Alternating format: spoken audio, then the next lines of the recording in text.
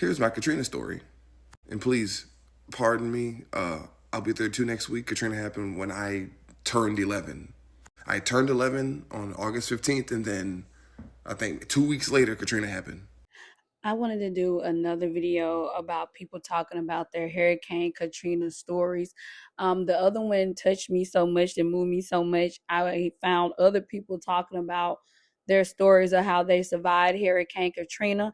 This one is going to be the same way as the other one. I'm not going to talk much through this video. I'm not going to pause much and give my opinion like I normally do. I just want this video to play and want everyone to listen to their stories and what they went through during Hurricane Katrina and after Hurricane Katrina.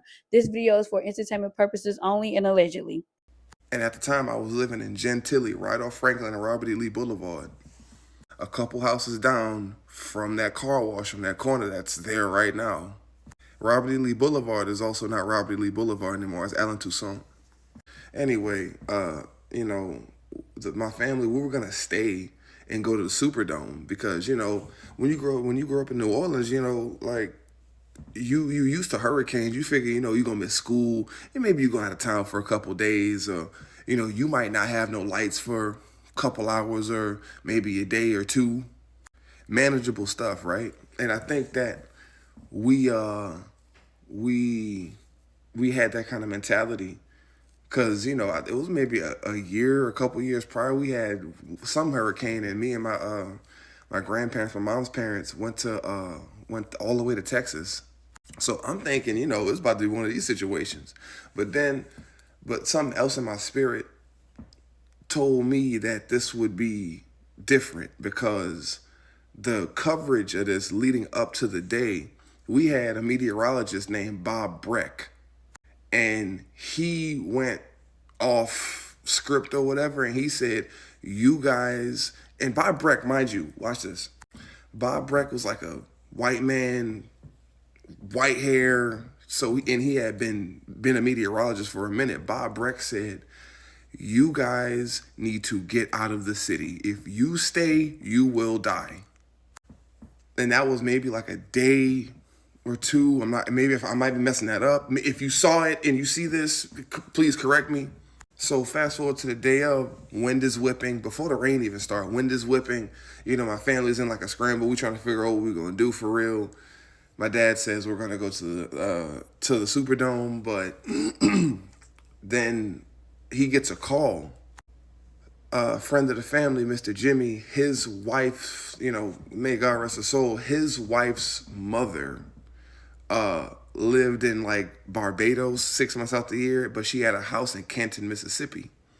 So we get our stuff and we go because it was the chunk of the year where she was living in Barbados. So she had an open house. And we get on the bridge to go, and for me, like Katrina, it changed the course of my life, but it's kind of crazy because like I saw so much, like just trying to get out the city. And my parents was in the car with me. My sister was next to me. And I don't know, bro. I could be tripping. I really could be tripping, bro. But sitting on that bridge, because from New Orleans to Mississippi is not. It's nothing. But we were going. Canton is maybe like an hour north of Jackson. So from New Orleans to this place is maybe a 3.5 hour drive. It took us 16 hours and 45 minutes to make a 3.5 hour drive.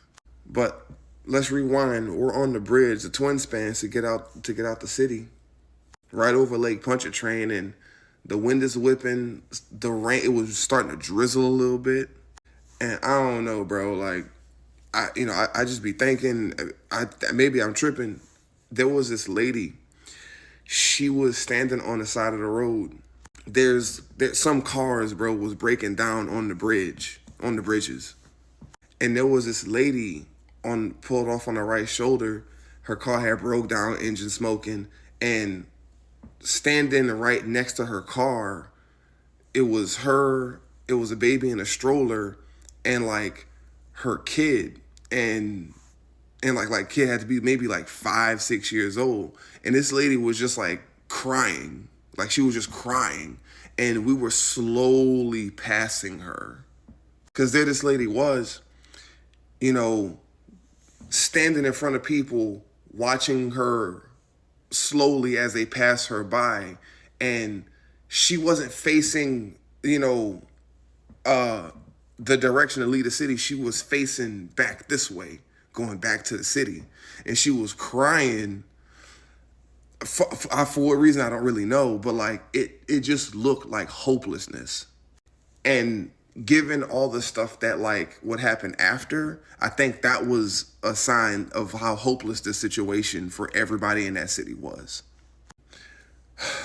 Anyway, so we get to Canton, Mississippi. We get off a regular road to get onto a gravel road to get onto a dirt road, and we get to this house. And we set the storm out, and the days and the weeks go by. I see my house basically underwater, and floating away on TV. I watch my entire city just drown. There's people on roofs. There's people in the water. There's all, bro. It just, it really,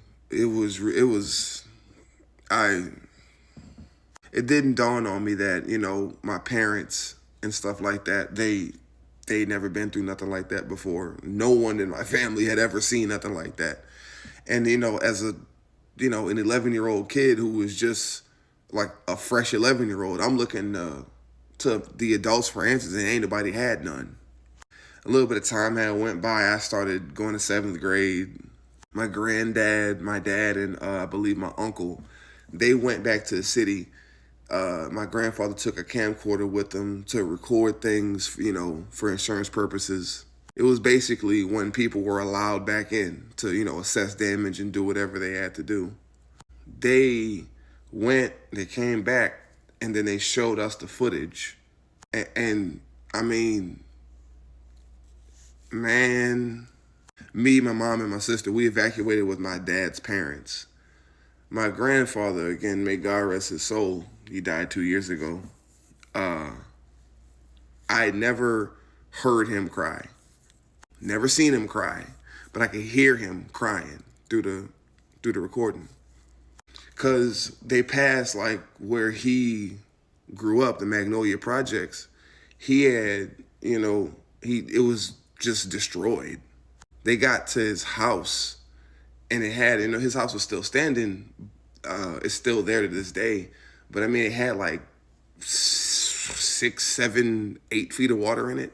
And they, was just recording like all the stuff that they was passing in the city to show us, you know what I mean? So we could see, and bro, like where places that I knew were gone. There was just debris in the street. There was, I ain't never seen nothing like that, bro. But for me, Katrina was so far reaching because it wasn't just a storm. It was how people treated you because you were from New Orleans after. Because unfortunately, New Orleans is full of, we'll say, the criminally inclined. And, you have a bunch of people who've been polled their whole life going to these places where crime wasn't really anywhere like it was at those times. And so you had like discrimination. We lived back in New Orleans a year later. I went to St. Aug when it separated from the Max Academy. And New Orleans was a place that always had a noise to it, right? But living back, bro. We lived on North Prior Street, right off Elysian Fields. Again, the city had a noise to it. It was weird just hearing the silence. The silence was deafening. And it was always, no matter how sunny it was always gray. This is a year later. Imagine The Walking Dead, but without the zombies, and just desolation and cars that are destroyed and empty houses with the amount of bodies spray painted on the front of them that people found. And if something happened, it just happened. Every day after school, I would have to walk home, and I would walk home in that damp, muggy, eerie silence, surrounded by these mazes of like empty houses. There's loose dogs in the street. I could have got mauled to death. Anyway, we eventually leave New Orleans, and I moved to Texas. And from Texas, we moved to Florida, basically. And here I am, all these years later, telling y'all about this story that I never would have to. I never thought I'd tell. Have a good day. I stayed for Hurricane Katrina. 20 years later, 20 years later, I think that this story has been told a few times, but never from my mouth. So I was 5 years old. I remember waking up after the storm had passed. So the storm hit on day 1. By day 2 and 3, that's when we started feeling the effects. So I remember waking up and there was already water coming in through the house. Not like through the windows or doors or anything, but think of like when you walk on the beach and you walk in the wet sand and the water gets in between your toes. That's kind of how it was. So if you had carpet, every step you took, there was water seeping up. It was rising this way. And my parents were freaking out. My dad had, thank God, because a lot of people don't know that a lot of people that died, they didn't drown in their house or anything like that. A lot of people died because they could not get out of their attic. You're in an attic in heat, like in Louisiana, you have to cut that screen out or you will suffocate. And a lot of people ended up suffocating in their attics. So I remember my dad specifically, like, I mean, just moving. Like, I ain't never seen this man move this fast a day in my life. Like, he was moving. Thank God that my dad had a military background, had military experience. He knew what to do. He snapped into soldier mode real quick. So I remember him just moving around the house. Like, we had bunk beds, me and my brother. We had bunk beds.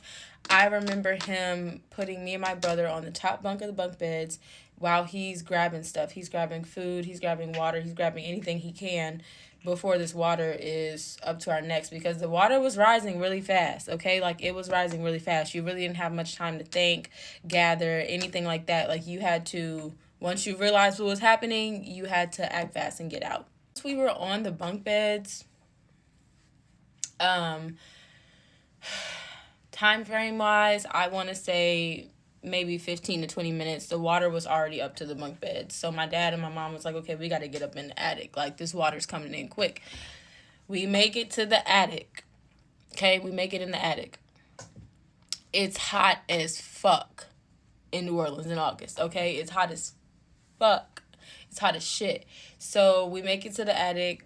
And by night 1, my dad was like, we can't really stay in this attic for long, like, whatever. So he cuts the screen out of the attic window, and then we maneuver our way to the roof. It's so crazy that even being that young, there's so many details that I will never get out of my head. So, like, one main detail is the things that I brought with me on the roof. So, I know we had Uno cards. I don't know any of my, like, 1990, early 2000 babies remember the, like, Kiki Cabbage Patch dolls. I had one of those. My brother had some action figures. There was this big purple and white blanket we brought. We brought, like, 2 jugs of water. And we had some, like, knockoff Cheetos. When we make it onto the roof wasn't flat. It was kind of arched, so you had to be, like, very careful. We slept on the roof most nights. We were out there 3 days. 3 days and 2 nights we stayed on the roof, switching back and forth from the roof to the attic, waiting to get rescued. The thing that is most heartbreaking about all this coming to light right now is that there are no lies being told.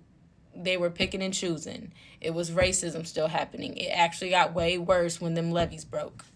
I remember by the second night, we seen a helicopter, because I was 5. My dad and my mom, like, they were taking shifts, like, waving a t-shirt in the air, like, help us, like, on the roof, whatever, trying to get the airplane's attention. So I remember The second night, a helicopter did come pretty close to our house. Like, we just knew we were about to get rescued. So we were rationing the food and water that we had because we didn't know how long we were going to be out there. So we ended up eating the food, the water, because we're thinking we're about to get rescued. Nope. They went right past our neighborhood to a white person's neighborhood, and we seen them rescuing the white people. It's literally kind of like, based off the color of your skin, you were left for dead out there. Rescued by the third day, more so the third night, because we went through the whole third day on the roof still. So I would say the third night after we got rescued, they took us to the Superdome. They rescued you. When you got rescued, they sent this little basket thing down. The helicopter did, and they like put you in there. Well, you put yourself in there, and they swooped you up. They took us to the Superdome, and thank God, I don't remember a lot about the Superdome. I want people to understand more so how this affected all of our futures, because I think a lot of people are stuck on the actual event and not the aftermath of it.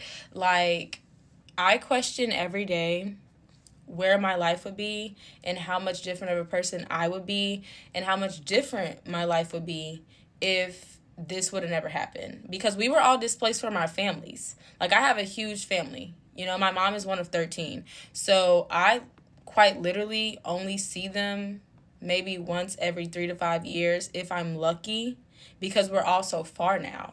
Because of Katrina, I didn't get to grow up with my aunties, uncles, grandmas, grandpas, cousins, nothing like that. Like, I was displaced. I consider myself still displaced. Like, when people ask me where I'm from, I do not say where I live. I'm not from here. I'm from Louisiana, because that's not an event that we just decide to pick up and move from. Like, we were literally like ripped from our homes, and a lot of people never made it back.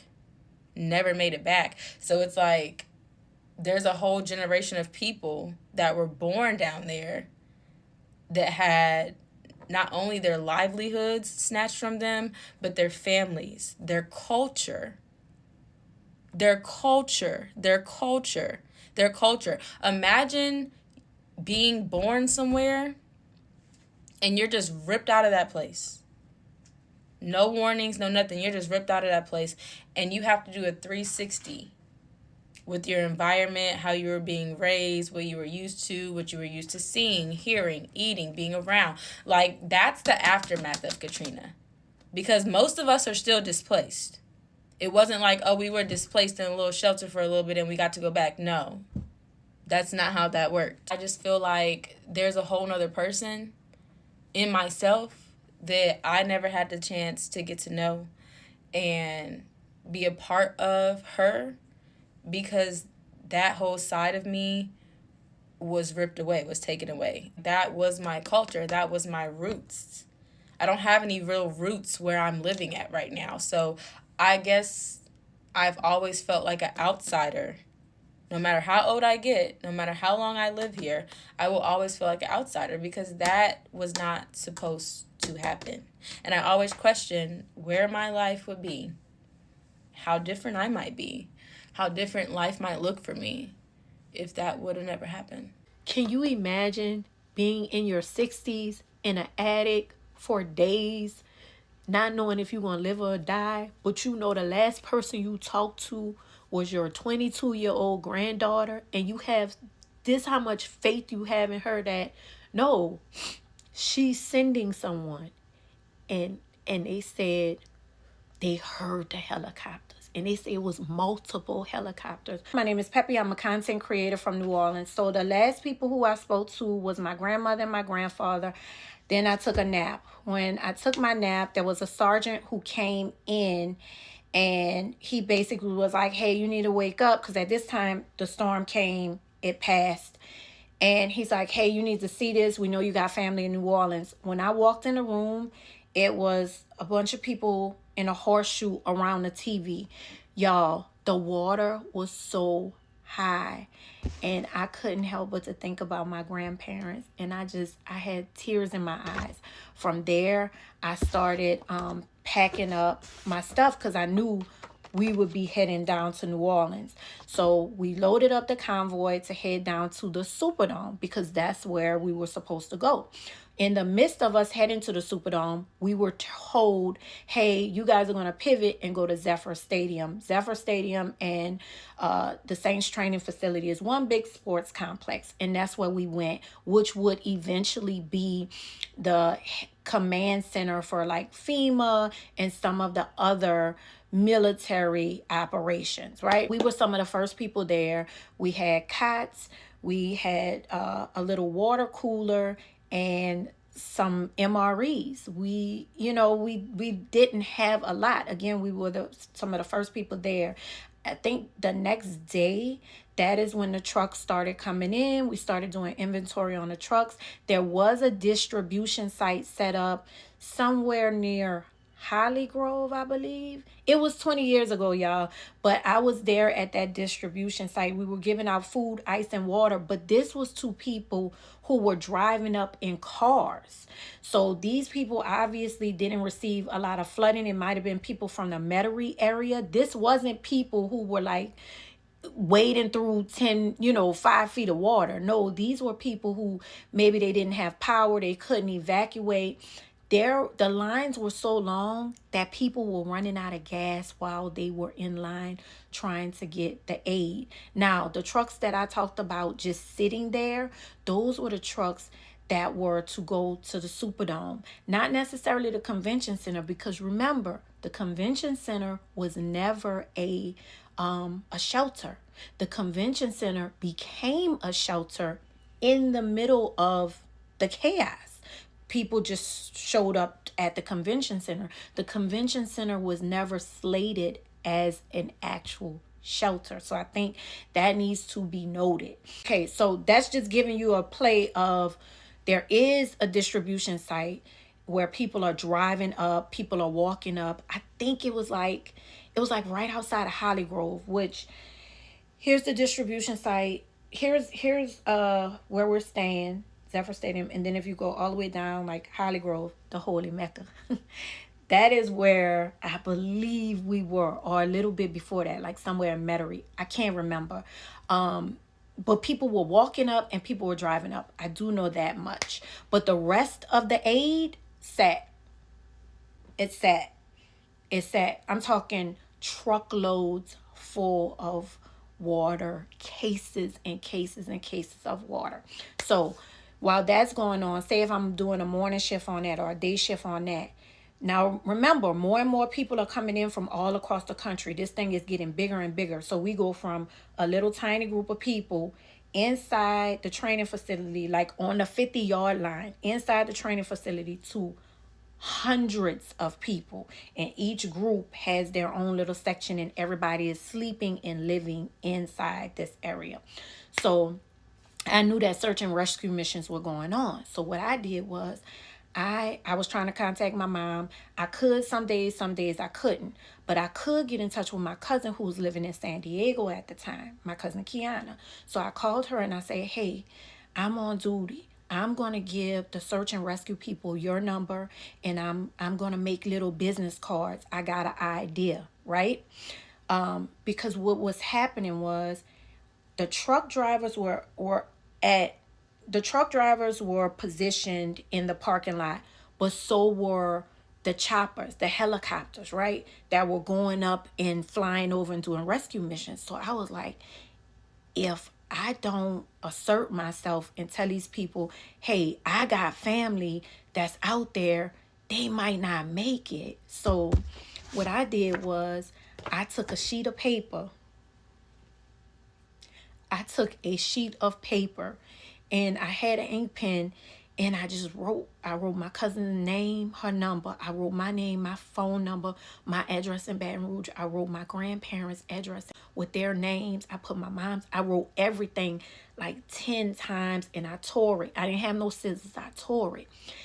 And I went where the pilots were, and I said, hi, my name is Sergeant Perlman. I have family. This is their address. I need you to go check on them. I need you to rescue them. And one of the pilots took it. He said, you have my word. He put it in his pocket. He came back later that night and he said, we tried, but the water was too high.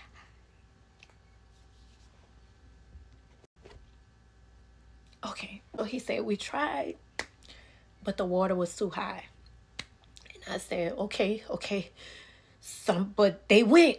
They went because remember, people are saying, certain neighborhoods, the search and rescue people did not stop, right? Now, the whole time this is happening, they're in the attic.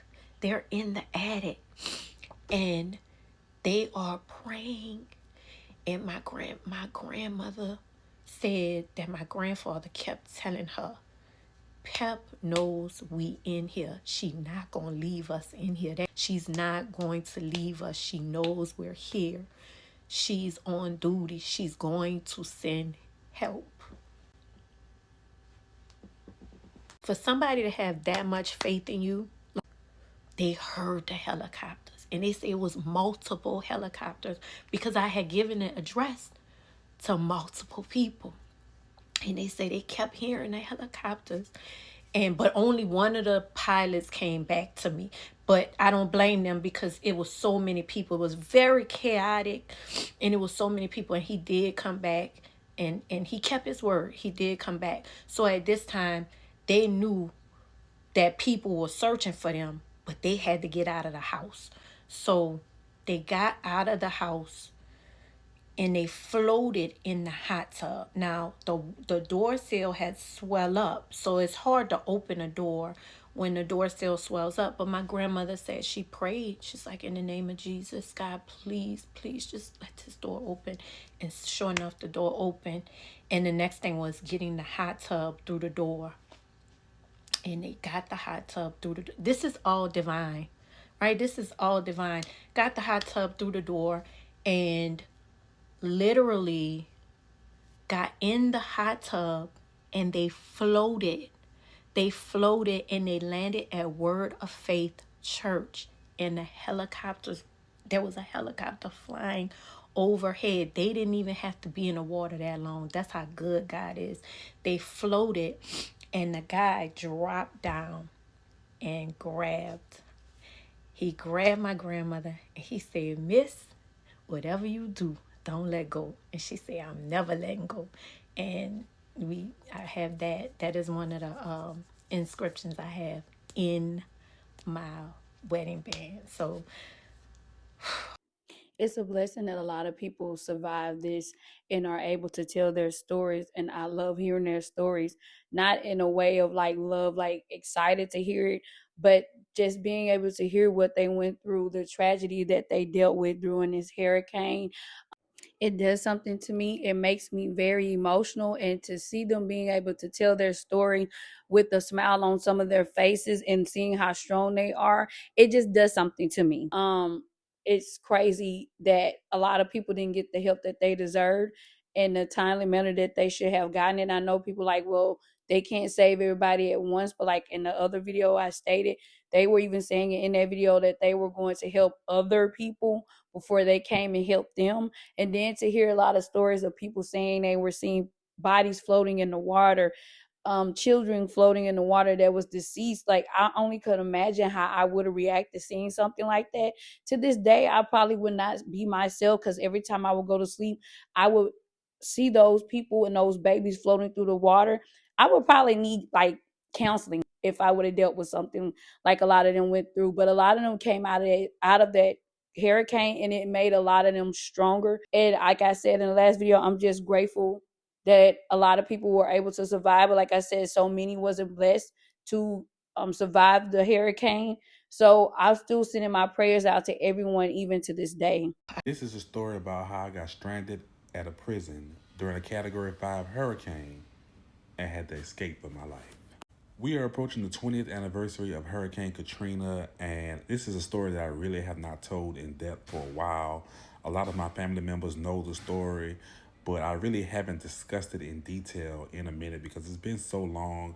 But I've seen other people on here giving their testimonies, so I decided to come on here and tell mine, child.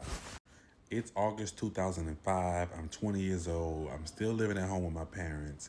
and I have my first big boy job at the Orleans Parish Sheriff's Office as a sheriff deputy. My family does not play when it comes to hurricanes and tropical storms, so they pack up and they leave town. I want to be grown, decided that I was going to stay and help out at work during a storm. I said, it ain't gonna be that bad because in my lifetime, we hadn't really seen any bad hurricanes. So I said, it ain't gonna be that bad. I'm gonna stay and I'm gonna work. I'm gonna make this extra money because I had just bought a new car and I needed to pay that damn car note. So the storm is coming close, it's barreling towards the Gulf Coast. I pack a bag, I get a blanket. I put all of my clothes from the closet on top of my bed in a plastic bag because that's the only thing I know how to do. My mom and dad had put the sofas on bricks in case flood waters came in. And I left. I headed downtown towards the sheriff's office, towards the jail to start my shift, which I didn't know at the time would be the shift from hell. At the time, I was working at Central Lockup and Processing, which means that people that would come into jail, we would do the processing and getting them on to the next stage where they was going to be at in the facility. Honestly, the night started like any other night. I pulled up to work. My coworkers slash friends told me to park on a nearby overpass. This overpass, my car is at the top of this overpass. She told me to park on this overpass just in case the streets flooded, that my car wouldn't get flooded and it'll be safe. Yada yada yada. Get to work. It's nighttime. I'm on the night shift.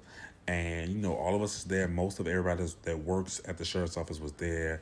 People had brought George Foreman grills, meat to grill, snacks, food. We had music.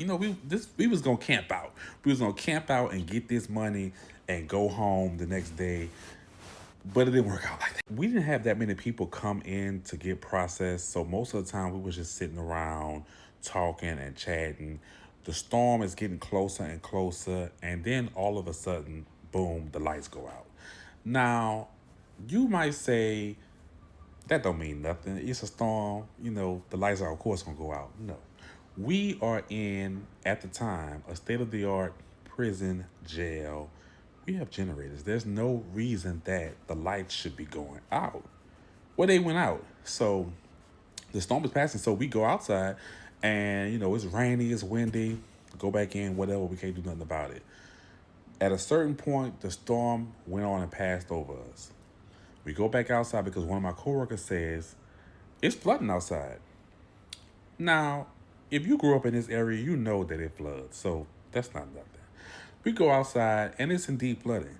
But this flooding was a little different from any flood that I've ever noticed.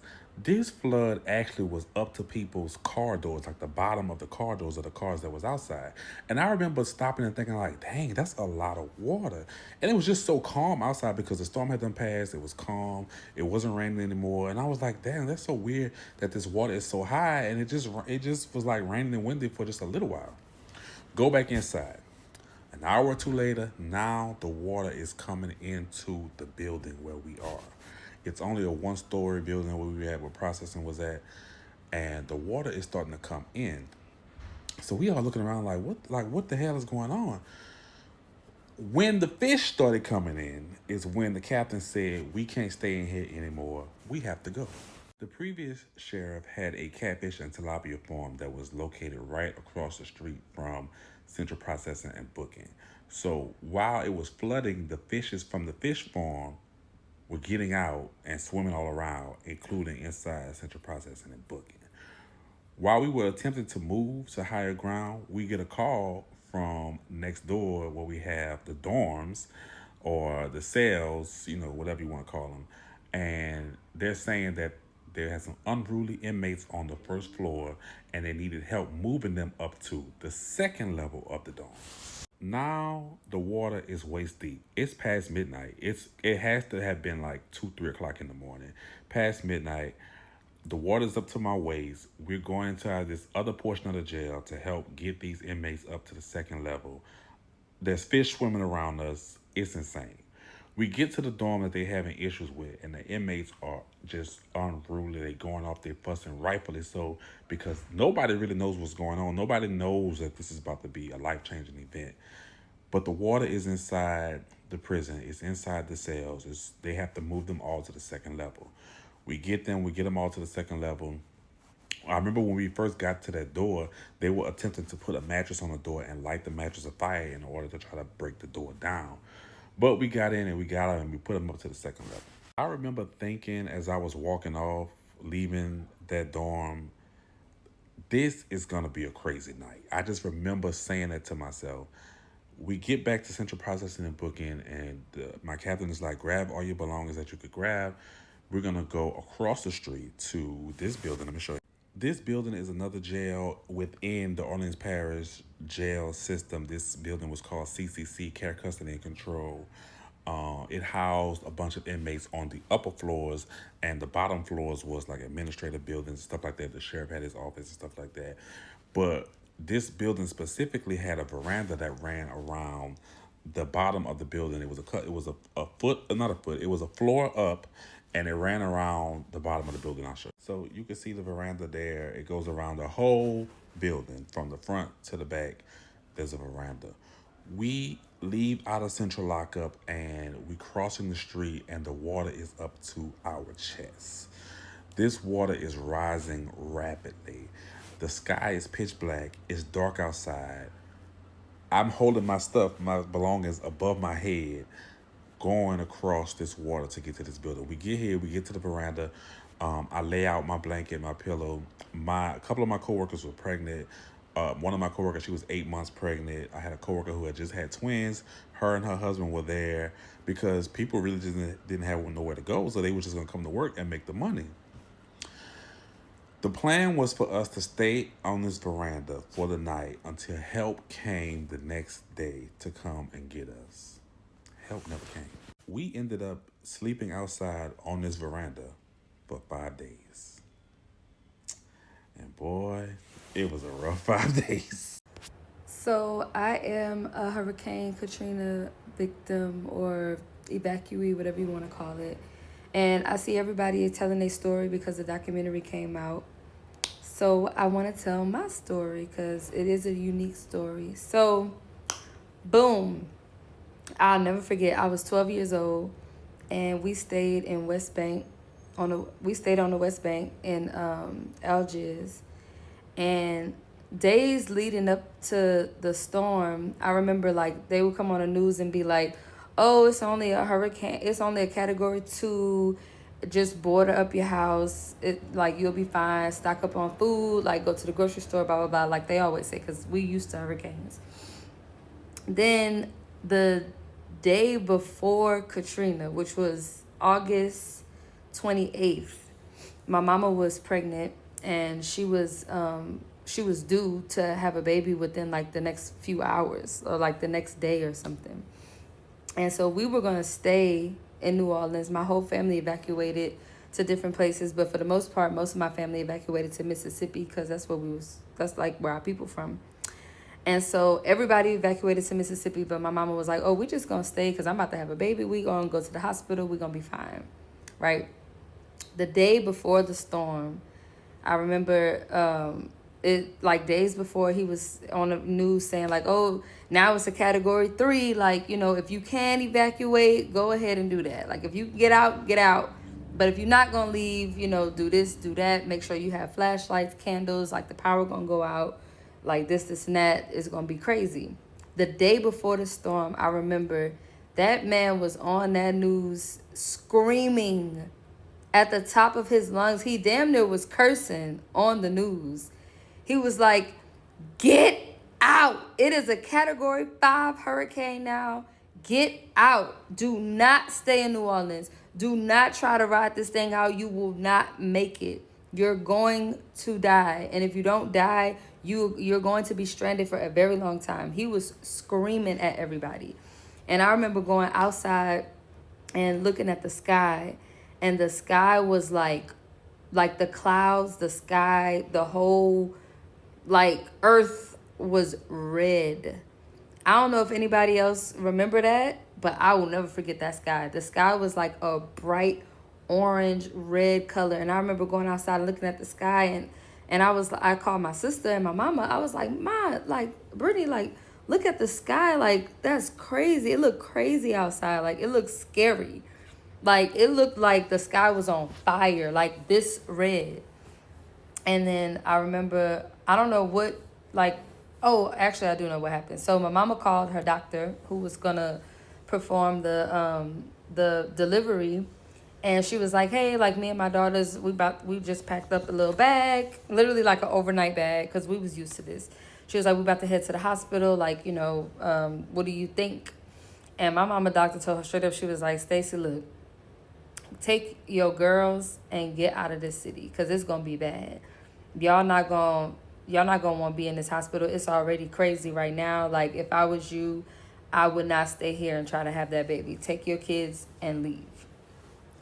By this time, it was about 5, 6 o'clock, like, or it had to be maybe like 2, 3 in the afternoon, anywhere from 2 p.m. to like 5 p.m. in the afternoon, the night before the storm. Mind you, the storm hit the next morning. So mama was like, "All right." So she was like, "We about to hit the road. Like, we about to try to get out as far as we can. Like, at this point, it's so many people trying to evacuate. It's so much traffic. People just trying to go wherever." So we started heading west. And if you from New Orleans or you've been to New Orleans, you know how they have Lake Pontchartrain, that long bridge over the water. So we start driving that way. And I don't remember if we was heading to Mississippi or if we was just driving. I don't know. My mama probably wasn't even in her right mind because she was literally about to go into labor. And we just start driving. I remember I was in the back seat, my sister was in the front seat, and my mama was driving. It was just us three because my stepdad was a cop at the time, so he stayed back and, served his duty as a cop. And we start driving, and normally it takes about 45 minutes if you speeding to like an hour to get to Baton Rouge, which is like right down the street from New Orleans. So we start driving, and my mama started having contractions. And I remember she was driving, and she was just rubbing her stomach, and she was breathing real heavy. She was just like, like, and she was just driving. But it was standstill traffic. You couldn't get nowhere. So we was stuck on the bridge on top of Lake Pontchartrain, and it was literally like standstill traffic. It took us 5 hours to get out of that traffic. It was so much traffic, like people was just like standing on the bridge. Like you could just get out your car and just chill on the bridge and like look at the water because you ain't going nowhere. And my mama just started having her contractions. She started going, and my mama was like overdue. She was like 10 months pregnant. She wasn't like, it was like that baby was coming. He was coming. And we call my little brother Storm to this day because, he came, his birthday was like literally the day of the storm.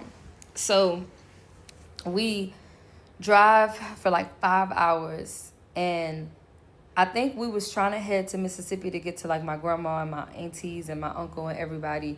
But my mama just pulled over the first time, like the first stop she could, the first exit she could, because she was like, "I'm about to have this baby. Like, I need to stop, like wherever." So we stopped in Baton Rouge at the Women's Center or something like that. It was a hospital where they literally like are known for just like giving birth. We stopped there and we ran in there. We was just like, "My mama about to have a baby. My mama about to have a baby. We from New Orleans. Like we just evacuated. Like she needs a doctor." So they was like, "All right, like it's real busy right now. Like it's a lot going on. The storm about to hit." All these people came to the hospital because, everybody who was having a baby, I guess, was in there trying to have a baby. And my mama didn't have a doctor. That wasn't her doctor. Like, that their system set up for that, I guess. So they put us in the waiting room, and we sat on chairs. My mama she was sitting on a chair, and she had her feet on a chair in front of her. And we just sat in the waiting room for, I don't even know how long. It was hours. Like, it took forever for them to finally come and see us. And we just watching the news in the waiting room. And we watching, and they saying like, "Oh yeah, it's gonna be crazy." And then it became dark. It was nighttime, the night before Katrina. And we just sitting there like waiting on our fate. And then finally they put us in a room, and me and my sister, we like slept on the little chairs, like so uncomfortable. And then the next they put my mama like on like all the stuff or whatever, and my brother didn't come yet. So the next morning, we watching the news, we hear helicopters outside of the hospital, and we was like, "What's all that noise? Like, what's going on?" And then the nurse was telling us like, oh, people are getting airlifted to this hospital from the city, from New Orleans. And we was like, airlifted, like what happened, like how was the hurricane, like, because we could hear it was raining and storming where we was at, but it wasn't that bad. We turned on the news. When I tell you, when we saw that water all the way up to the roofs of people's houses and people laying on their house drawing out the word SOS, we looked at each other like, what? We literally packed the overnight. I had like one pair of panties, one outfit, and that's it.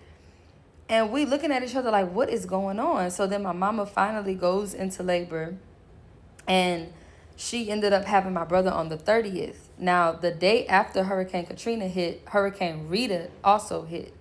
And Hurricane Rita hit a lot of Mississippi, and Louisiana and New Orleans too.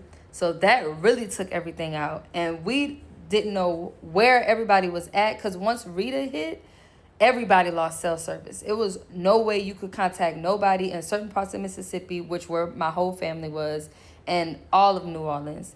So nobody knew where we was at. Nobody knew that we had made it or not to Baton Rouge. Nobody, like our family had no idea where we was. My stepdaddy didn't know where we was at. We literally could not contact nobody. And the story gets crazier after that.